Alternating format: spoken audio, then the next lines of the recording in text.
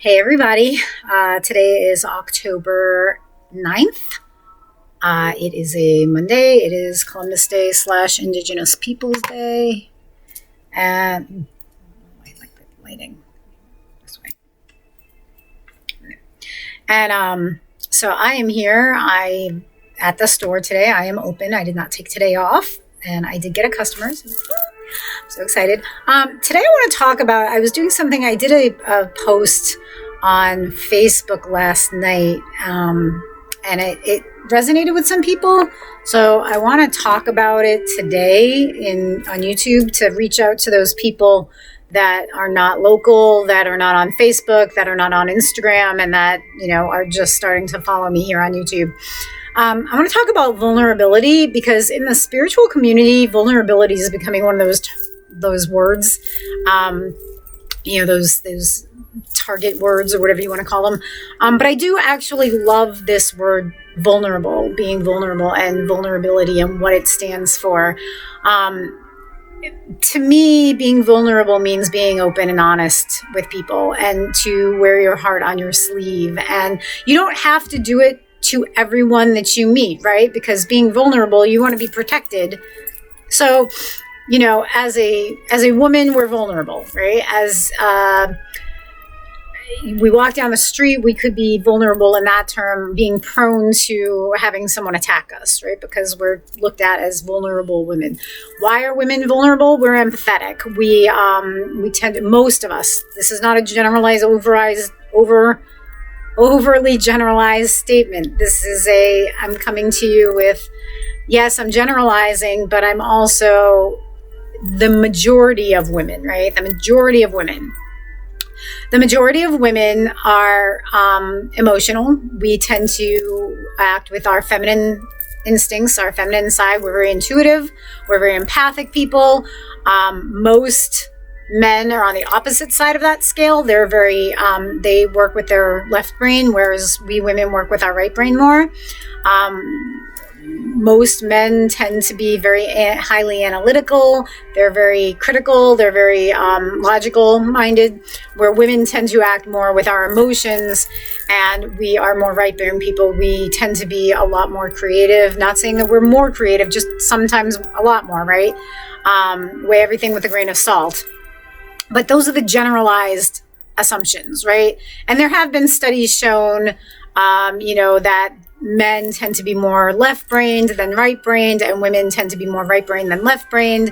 Psychological studies have shown that. However, because of society and because of trauma and childhood dealings, a lot of men have shut down that feminine side of themselves completely. So they're not emotional.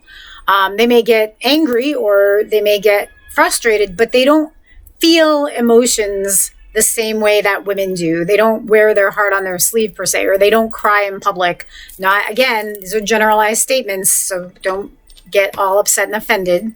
I'm talking generally. So this may resonate with you, this may not. But the men in my life that I have met and known that I'm very close to, the majority of them are very stoic, or they don't express their emotions in a healthy manner, or there are certain emotions that they do not know how to express, or they just choose not to express those. So that's my conversation today is, how do you become a man who can be open and vulnerable to the person that you love? So if you are in a relationship with a female, then this can go both ways. This can go man and man, because a lot of times in gay relationships, you have the men are very more feminine sometimes, or they're more in tune with their feminine sides. So they have more of a healthy balance. And that could be genealogy, that could be who they're raised by. It could just be biological. No one knows. But there are those, I've seen dynamics of that in relationships where one person is more the effeminate role and one person is more the masculine role. That's not always the case. But when you have a male-female dynamic, when you have male-feminine energy in terms of a man and a woman getting together and having a relationship, right? Then it becomes the female usually is the more emotional one that pours out their emotions, the more vulnerable one.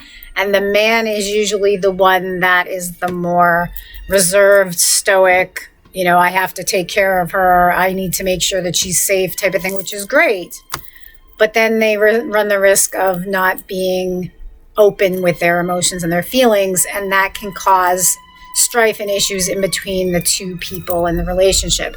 Because the goal of a relationship, right, is to make sure that you are giving each other and receiving from each other exactly what you need from each other. And that doesn't mean need core values met, because we should be taking care of our own core values in our own hearts.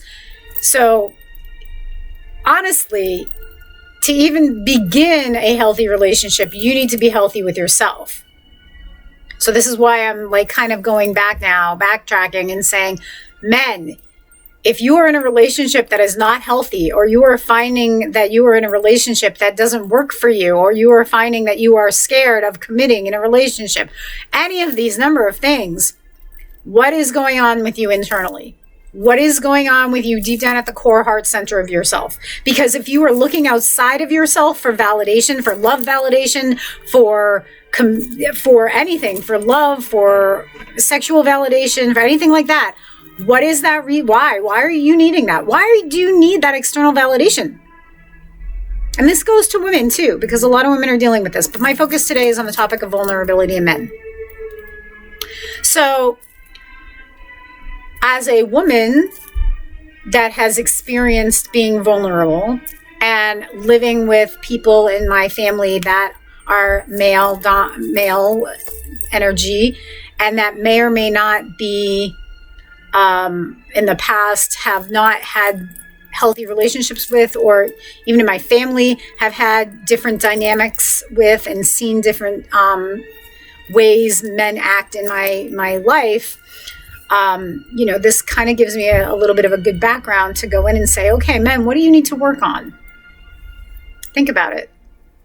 So the first time I ever realized that the people of male energy, let's say, that a person of male energy was actually a human being, was when I was in sixth grade, and I lost, when my grandfather passed away. There's a very strange noise going around behind me. My grandfather passed away, and that was the first real loss I had felt in my life, and it was traumatic for me. But the one thing that got me through it was I saw for the very first time in my life my father cry.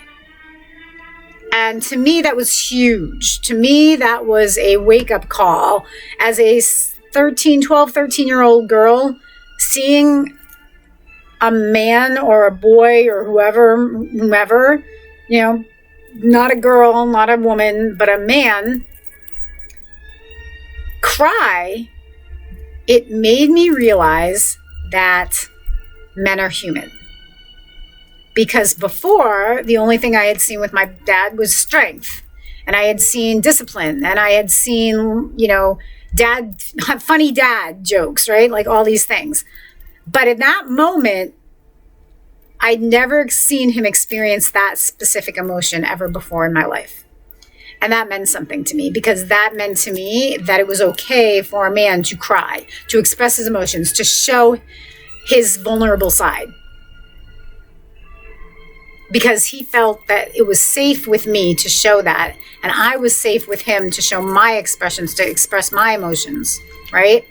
So because of that, I went down this pathway of, this is what I expect men to be like. You show me that you're not afraid of loving someone to the point where you're expressing these feelings. It's safe. It's okay. If you feel safe in a relationship, then that's okay to express those things, right?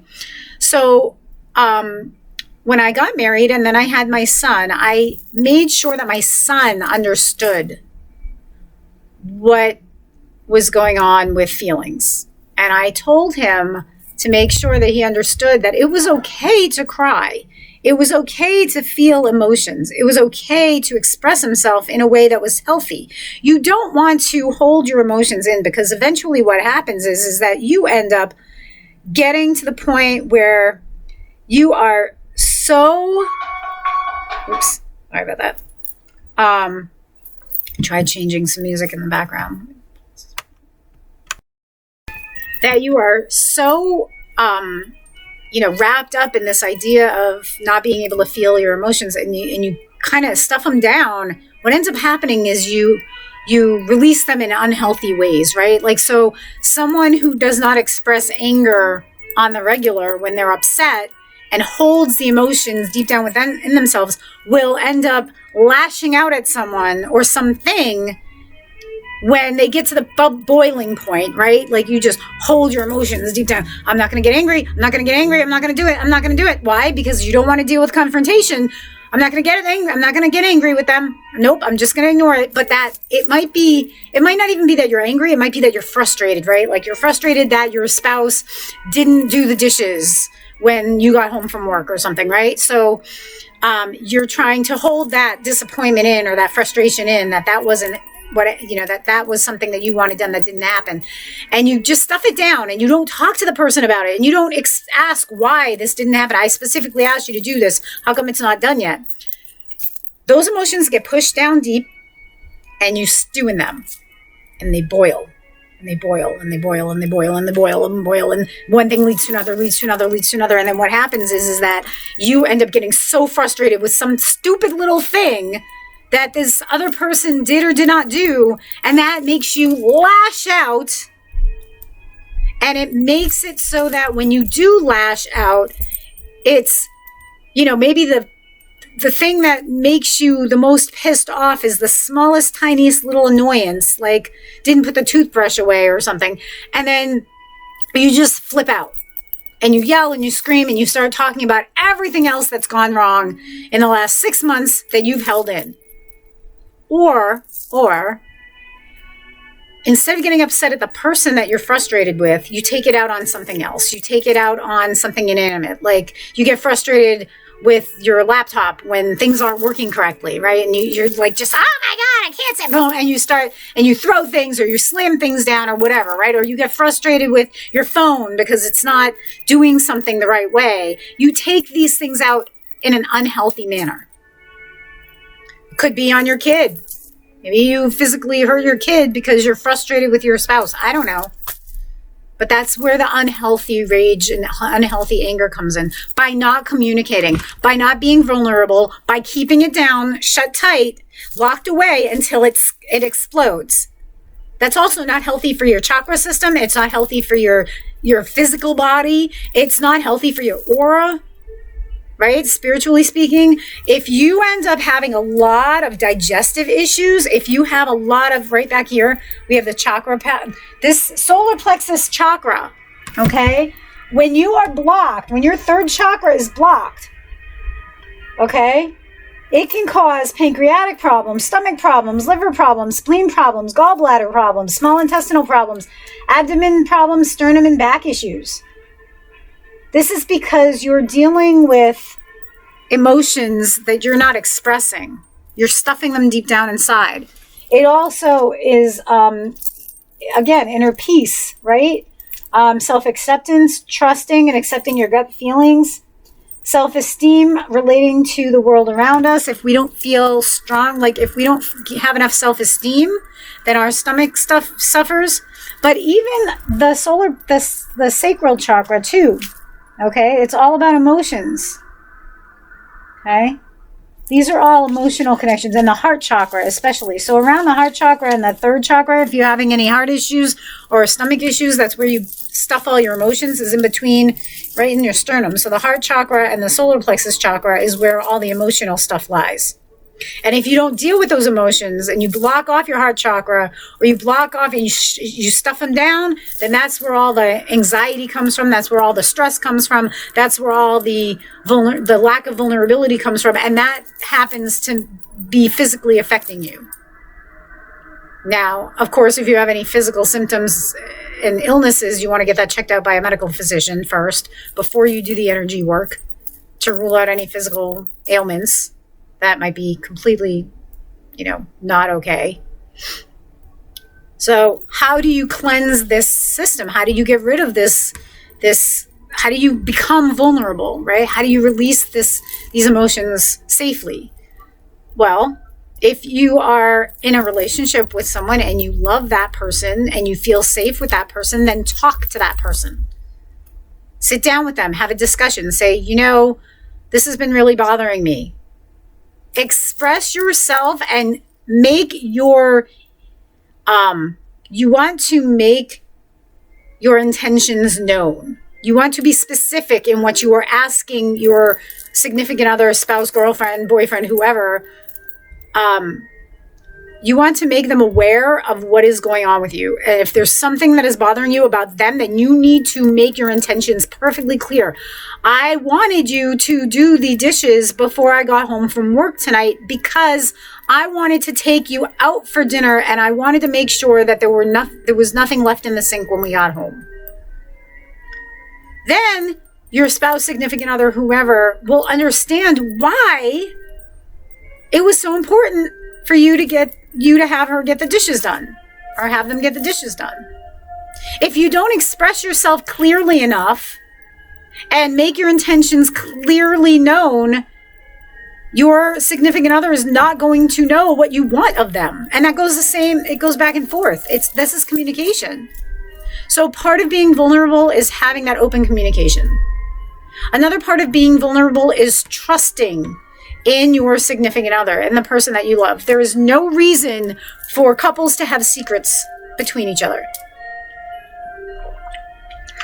It doesn't serve any purpose.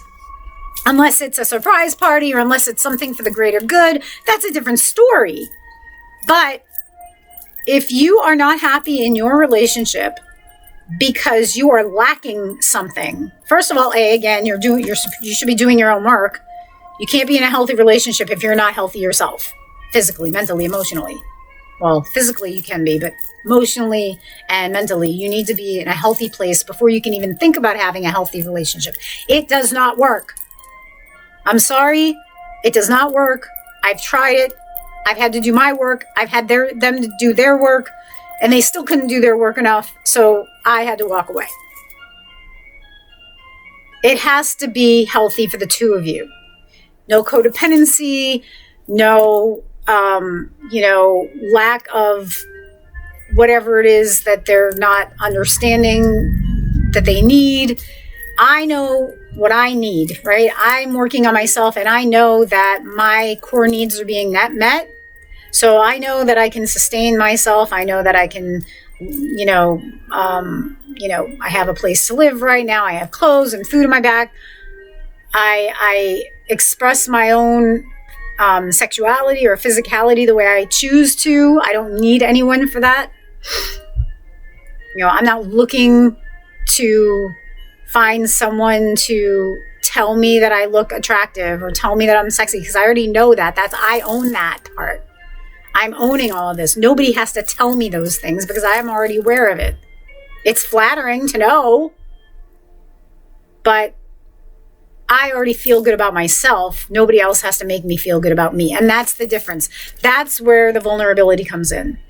If you can look in the mirror and you can be happy with yourself and you can say, I love myself for who I am. Yeah, maybe I got a few dark circles, I don't know, I am. But if you can honestly say, I'm a good person, I love myself for who I am, I've put in all the work to do for myself, and I know that I can express myself in a healthy manner. Most of the time, sometimes you can't, right? Like sometimes you just can't, you got to let it out because we're all human. We're not all perfect. But to be open and honest and trustworthy with a person that you're in love with is very important, and it leads to that vulnerability aspect.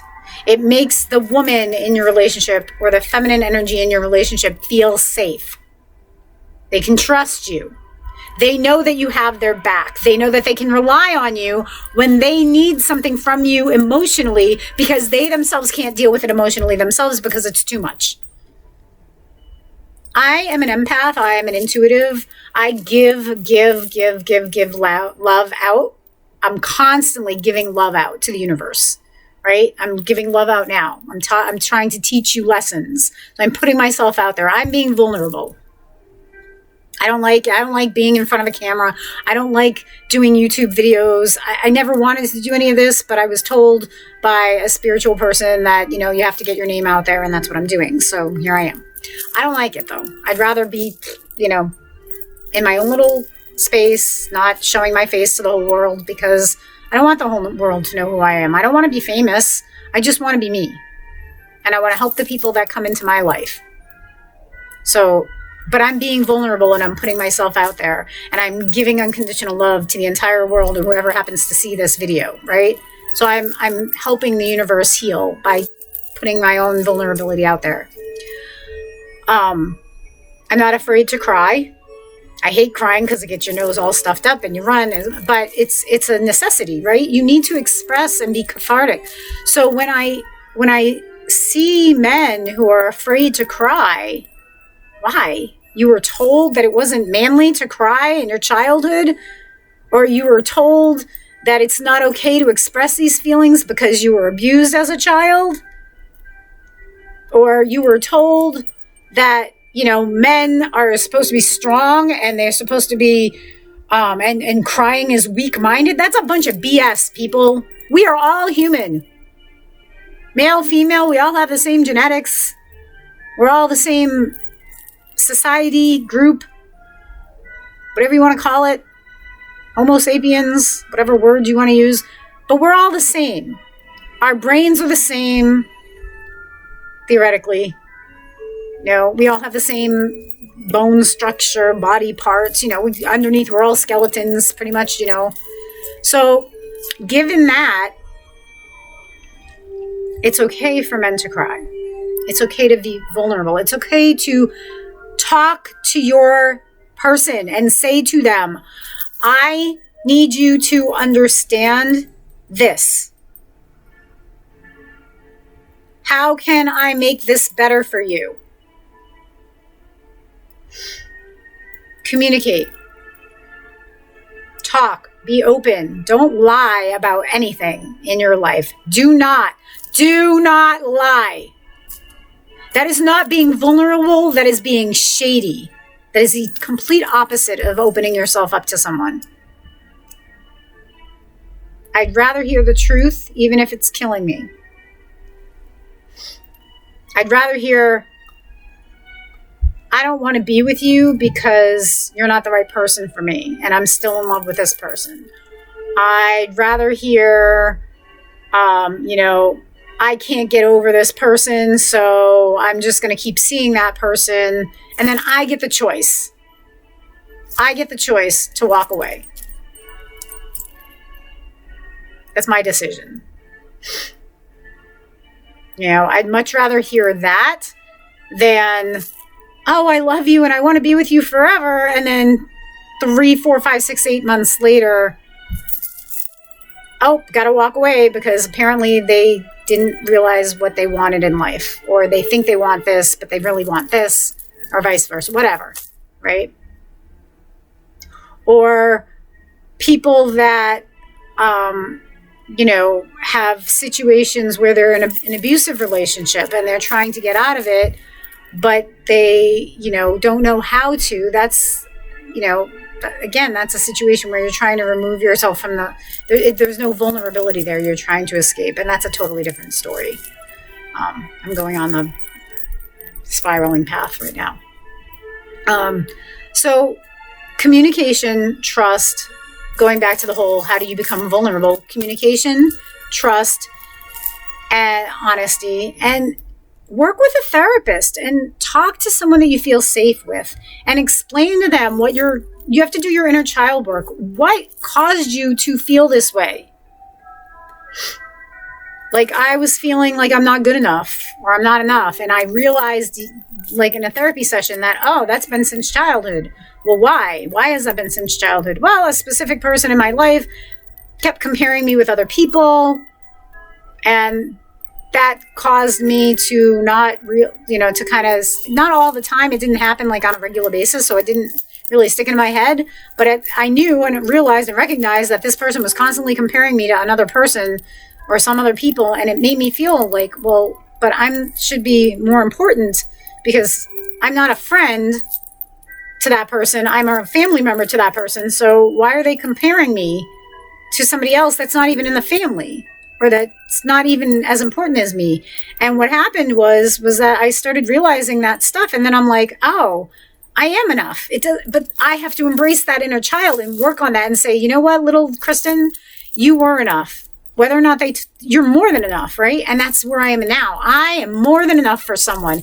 And if anybody wants me, they're gonna get all of me. I'm gonna express my love in ways to them that they don't even understand, because that's how strong it is.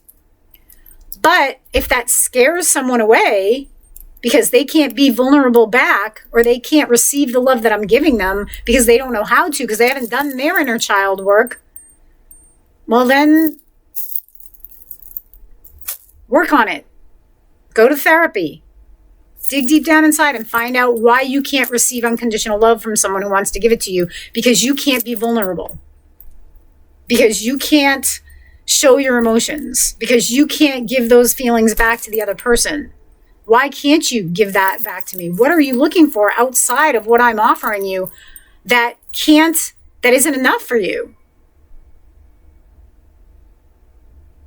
You know, variety, spice of life, whatever, or, you know, whatever it is on this end.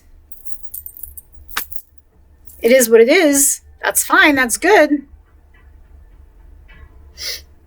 But the core root of everything you need to release. And when you finally are able to release that emotion and deal with that childhood trauma and release all of the impurities that have gone on in your life, all the toxic energy that's been shoved deep down inside you from people from your childhood, or from people, you know, in your past relationships, or whatever it is, whoever it is that comes into your life and says, you know, you should be this way, and men aren't supposed to feel this way, and men should feel this way, and men have to not cry because it's weak and childish, and blah, blah, blah, blah, blah, blah, blah. You got to get rid of all that shit.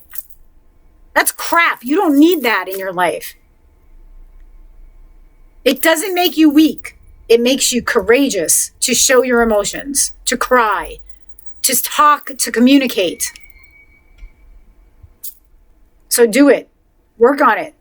Get to the core reason why that's happening, and allow the trauma to come out, and allow yourself to heal, and allow yourself to then self-condition, unconditionally love yourself, which will then bring the love to you, and you will see that women will flock to you much differently. Well, not women, but the one person that you truly love and desire will flock back to you.